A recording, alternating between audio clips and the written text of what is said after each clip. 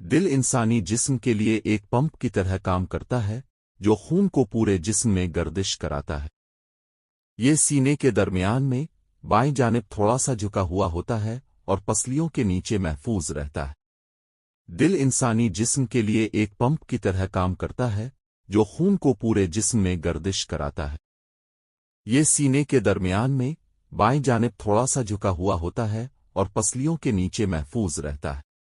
دل اور خون کی نالیاں مل کر کارڈیوواسکولر سسٹم بناتے ہیں۔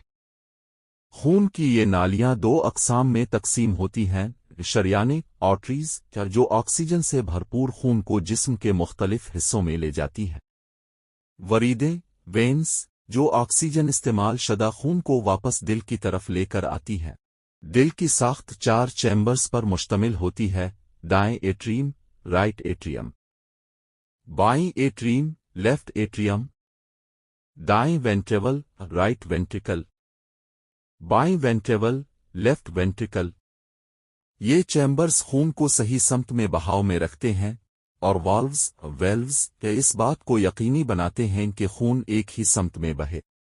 دل کی بنیادی افعال فنکشنز میں خون کو پمپ کرنا شامل ہے۔ آکسیجن سے بھرپور خون بائیں وینٹریول سے جسم میں بھیجا جاتا ہے۔ آکسیجن استعمال شدہ خون دائیں وینٹریول کے ذریعے پھیپھڑوں میں جاتا ہے تاکہ اسے دوبارہ آکسیجن فراہم کی جا سکے۔ دل اوسطاً 60